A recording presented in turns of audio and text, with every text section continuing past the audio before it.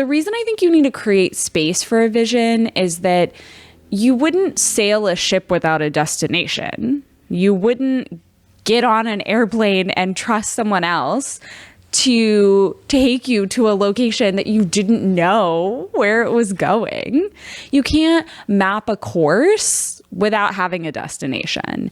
And I think the vision is kind of that destination.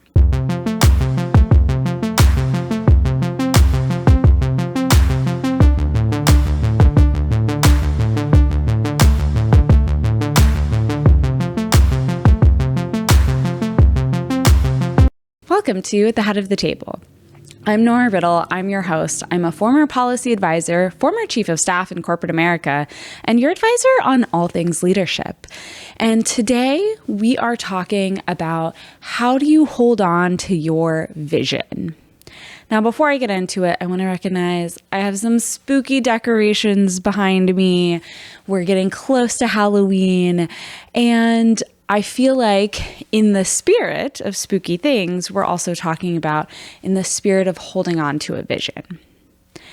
And the reason I kind of bring up the spirit element is that I feel like a vision oftentimes kind of comes from, if you believe in a soul, maybe your soul, it comes from a dream. It just kind of feels a little bit less concrete versus maybe a set of numbers, data that we're looking at. It's very different than I want to hire X number of employees. I want to increase profit margins by X amount. And while those factors can certainly feed into a vision, the vision we're going to be talking about today can be a personal vision, maybe your career aspirations or how you want your life to look, can be you as a manager or a team lead. You have a vision of the direction you can go for a project or how you can grow and build a relationship with a client, or it can be a vision for an entire organization. And the reason I kind of break it out is that I think that as we look at what type of vision you're trying to hold on to, there's kind of some different elements that go with that. And so today we're kind of talk about, where does a vision come from? How do you hold to that vision and kind of bring it to the finish line when holding on to a vision can be really challenging? So first and foremost, I wanted to bring up this topic because I think I'm in this space right now. I have a vision of how I want to grow my business, the impact I want my business to have, and I'm not necessarily there yet. I'm 2-3 months into this. And while I've certainly loved every step of the journey, I'm still holding on to that bigger vision. And I don't think we really ever let go of holding on to any sort of vision. I think that we just kind of upgrade our vision.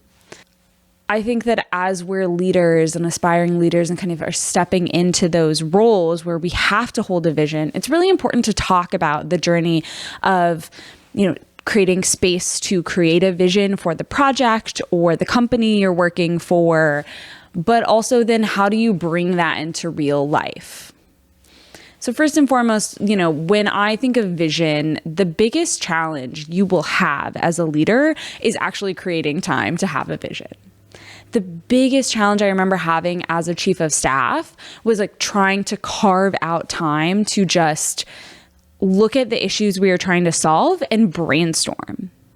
Because you're oftentimes pulled in different directions. And I know we've talked about this on this podcast a couple of episodes ago. We talked about how you're going to be pulled in different directions and how do you kind of bring yourself back to what you need to prioritize. And the reason I think you need to create space for a vision is that you wouldn't sail a ship without a destination. You wouldn't get on an airplane and trust someone else to take you to a location that you didn't know where it was going. You can't map a course without having a destination. And I think the vision is kind of that destination. It might not be perfect, but it's something to aspire to. So for example, when I was a chief of staff, a big issue we were looking at was how in the hybrid environment do we successfully build leaders? both current leaders and future leaders. And I'll break that down a little bit. We were looking at both how do we kind of elevate that like middle management or maybe newer partners and like further develop them.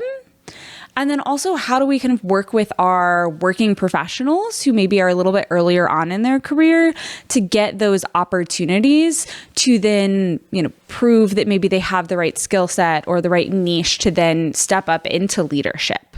Or maybe they want to be a leader, but you can't really identify if someone is going to have that desire or those capabilities until you kind of give them an opportunity to shine. So my biggest challenge was that I had financial meetings, I had regular meetings to work with all the different partners that I was working with at the time, and I had all these regular responsibilities that I would carve out time to just daydream almost in a professional setting. So I would sit down and vision board. I would lay out, okay, here's our problem. Here's where we want to go. How do we get there? And I did it where I would just kind of time block time on my calendar. And then I would go find an office way up on a top floor that wasn't as newly renovated, that people weren't sitting in as much. It didn't have quite as nice of the coffee makers. And I would go hide out and I would just map it all out, and giving myself that hour, 2 hours a week where I could just sit down and focus. Then I could come in and be ready to attack the vision. So whether you are trying to accomplish something on a larger scale of you're a leader of a company or of a very large team, or you are just trying to map out the vision for your life, for your career, I would encourage you to carve out some time, because a big part of vision, and kind of why I brought up spirit, spooky vibes to start out, is that really our visions start out as this concept. They start out as this nebulous thing that exists that maybe is just a little thought, a little aha moment, but that doesn't mean that it magically comes to fruition. You then have to sit down and map out how you can communicate it to other people. You have to map out what it's going to look like given the resources that you have. And you have to map out what you can realistically do within the time frame that you have.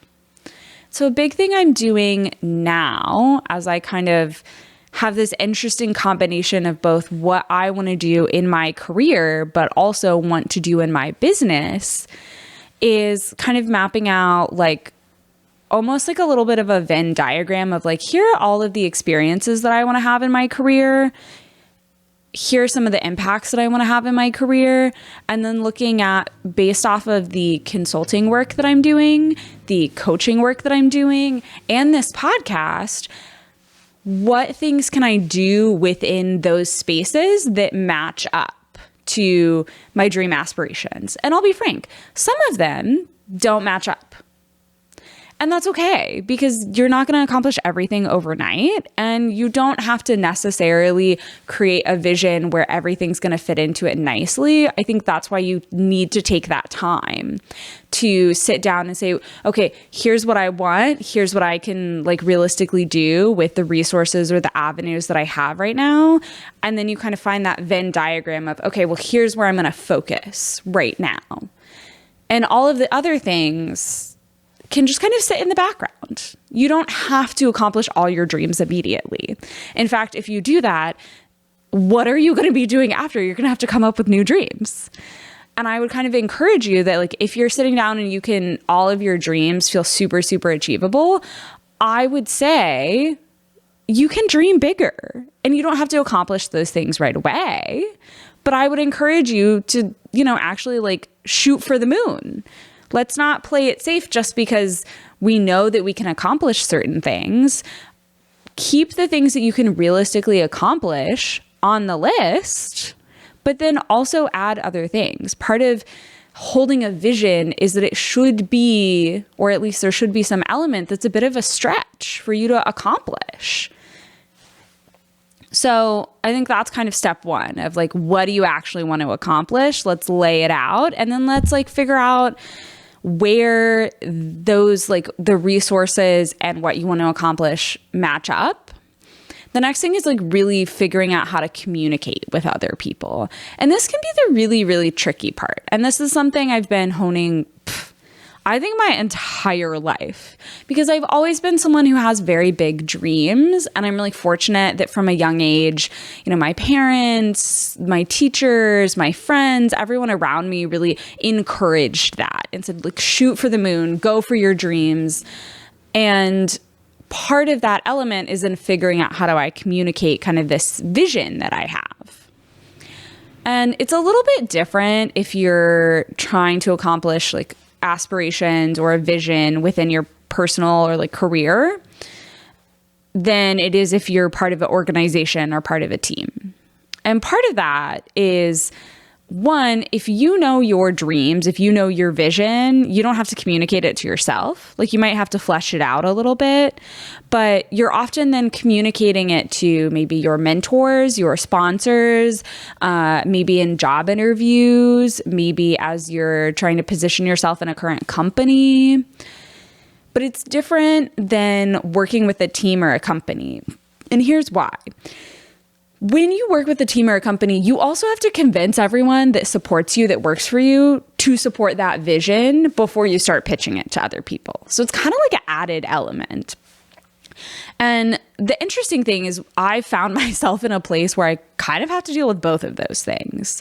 So if you're an entrepreneur or a content creator, maybe this will resonate with you.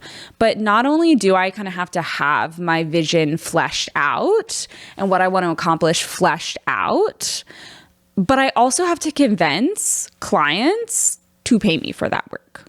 And it can be tricky. I don't think this is something that I've perfectly nailed, and I think it's a work in progress, but I certainly have communicated visions and effectively implemented them on a large scale. So I think I can still do that. It's just figuring out in the context of where you have your vision, like what needs to be communicated and how does it need to be communicated. For me, my vision, large scale, is that I really, really, really want to help current and aspiring leaders go after their dreams. And while I have a background in kind of women's economic empowerment and women's empowerment, I really want it to be open to any and everyone, because I think that dreams are inherent to us as humans, not based off of identity. And so a big part of what I'm learning to communicate through social media, through my website, through these podcast episodes is, how do I highlight my skill sets to those who would want to work with me? And that's why I always kind of start out my podcast episode of, I'm a former policy advisor, former chief of staff in corporate America, and your advisor on all things leadership. I've spent basically almost all of my career advising a variety of different leaders, and I have helped them successfully implement projects, policies, strategies, blueprints, whatever you want to name it. I've helped them successfully implement. And I want to help the everyday person implement their dreams. How exciting is that? And I think if you have a vision, a big part of holding on to that vision once you are like kind of figuring out the communication, and maybe as you're figuring out how to communicate that vision, is hope. And this goes back to some of the episodes we've talked about community, we've talked about support. I just last night had a conversation with my hairdresser. Love her so much. She's been my champion from like day one. She's like, oh my gosh, Nora, I love your videos. I love what you're posting online. Like, you want to start a business? Here's how you can do it. Like, she's just so amazing because she's already been down this path of trying to figure out how to create her own business as a woman who, you know, has a vision. And she said something to me last night that totally stuck with me. And it's, you only fail when you stop trying. And I think that's really important when you're trying to implement a vision, whatever it is, because you have to hold on to that hope that there's a reason that this vision has come to you specifically as a person, you specifically as a leader. And as you're kind of figuring out how to communicate with other people, trying to highlight the importance of this vision of where you could land, it's kind of like, again, going back to that like boat or airplane, like you have to map out your route. The communicating is mapping out the route of being like, I really want to go to London, and we are going to get on this plane in Washington, D.C., and we're going to fly across the Atlantic. We're going to go up because it's faster if you go up north in the globe, and then we're going to arch back down. And if there's storms, you're like, well, we're going to veer a little bit because we have this like storm and we don't want to take the plane through the storm.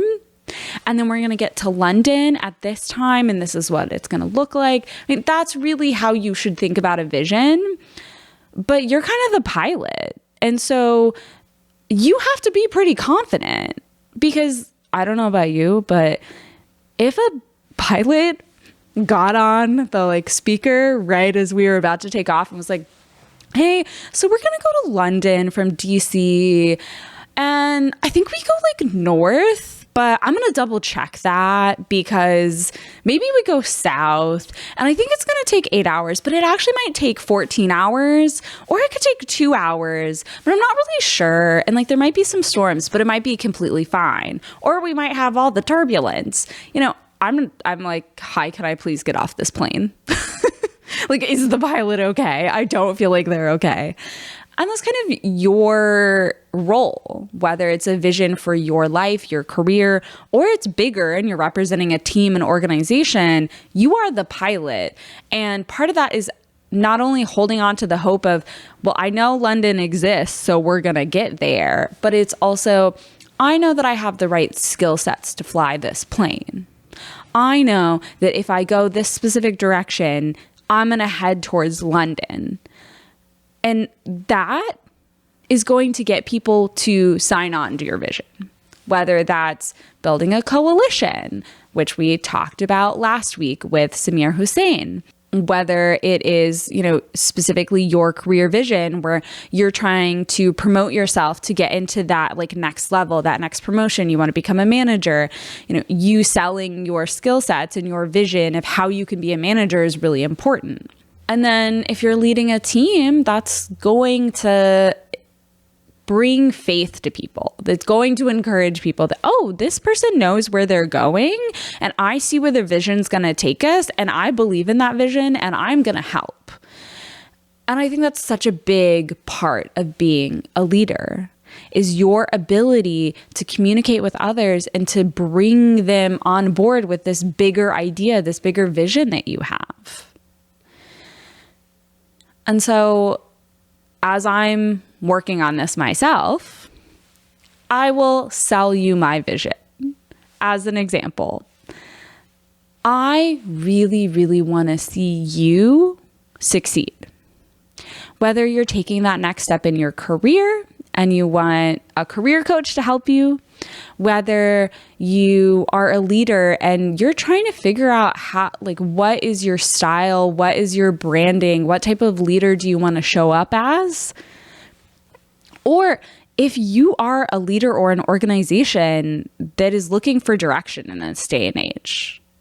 I work on gender equality. I work on economic development. I know financials. And I have a very clear understanding of how we can leverage including everyone to make your company, your organization more profitable. That makes you feel pretty good, right? You're like, oh, wow, this girl knows what she's doing. Perfect. That, I think, is kind of where the term like elevator pitch comes from. It's that vision that you can put into 2-3 sentences that is going to sell anyone. And sure, you may not necessarily have every single detail fleshed out, but if it's something you believe in and you know the core vision, that 1, 2, maybe 3 sentence spiel, then you are going to be able to sell your vision. I think that's why, when I started out, I kind of gave you the advice of make that time for yourself to daydream a little bit. It's kind of like the professional daydreaming that we would do as a kid. When you give your brain that time and space to think about what you want to accomplish, what you want to do, where you are in life right now, or maybe where you want to be in life, you can create a vision. And once you have that vision that you can share with other people, things are going to start moving for you. I guarantee it. It's happened to me so many times throughout my career, whether I'm just trying to sell myself to get on a certain project, whether I'm trying to convince people to go a certain direction with a policy because I know it's going to benefit those that I represent, or it's simply me sharing my dreams and wanting to have support. So wherever you are in your career, whether you're leading many or want to be one day, I hope you take the time this week to create space for that vision, to create that vision, to craft it so that you can make a great impact on the world. Because do not forget that whatever vision is coming to you for a reason. You have the right skill set, you're placed in the right position, you have the right team. There's a reason it's coming to you, and I want you to have hope and faith in yourself to keep going. Because remember, like my hairstylist said, the only way you fail is if you stop trying. Thank you so much for listening to this week's episode of The Head of the Table. I hope that it really inspired you to create a vision and to get the ball rolling, because I think this is the perfect time for it. Because why not now? Why not you? And if you want to follow along for behind the scenes or additional kind of opportunities to connect, we have an Instagram and a TikTok. It's at the Head of the Table podcast, linked here. You can subscribe. Thank you so much for listening along.